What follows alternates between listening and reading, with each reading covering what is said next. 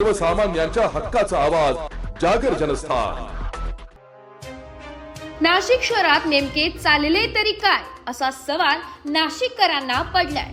शिल्लक कारणावरून खून, दरोडे तसेच दहशत निर्माण करण्यासाठी घरासमोरील वाहनांच्या काचा फोडणे अशा घटनांमध्ये शहरात वाढ होताना दिसत आहे। यामुळे पोलिसांच्या कार्यक्षमतेवर शंका व्यक्त केली जात आहे।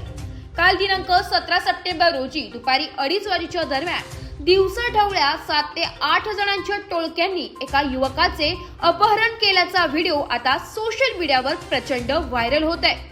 सातपूर पोलीस ठाण्याचे गुन्हे शोध पथकाचे प्रभारी पोलीस निरीक्षक सचिन खेरनार यांनी आज दिनांक 18 सप्टेंबर रोजी प्रसारमाध्यमांना दिलेल्या माहितीनुसार सातपूर परिसरातील पपाया नर्सरी येथे हिंद सोसायटी समोर भर रस्त्यात एक 4 चाकी वाहनात तेजस धाडगे वय वर्ष 24 राहणार मोतीवाला कॉलेज ध्रुवनगर याला 7 ते 8 जणांनी जबरदस्तीने वाहनात बसून जीवेठार मारण्याच्या उद्देशाने त्याचे अपहरण करण्याचा प्रयत्न केला, परंतु संधी साधून तेजस याने तेथून पळ काढला।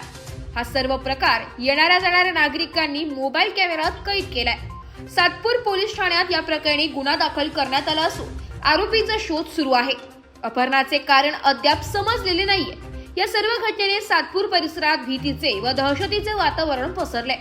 पोलिसांच्या कार्यक्षमतेत शंका निर्माण होते। सातपूर परिसरात अशाच प्रकारे 2 दिवसांपूर्वी रात्रीच्या सुमारास वाहनांच्या काचा फोडून नुकसान करण्यात आले होते।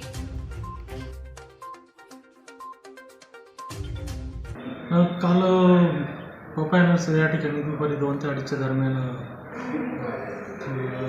फिर्यादी तेजस गाडगे यांचं अपहरण करण्यात आलं होतं।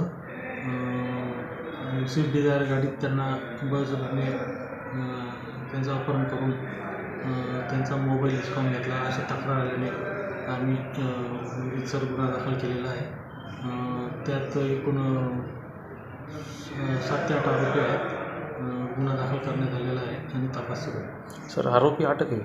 आरोपींचा शोध सुरू आहे। क्राईम ब्रांच पोलीस स्टेशनकडील पथके आरोपीचा शोध घेत आहेत।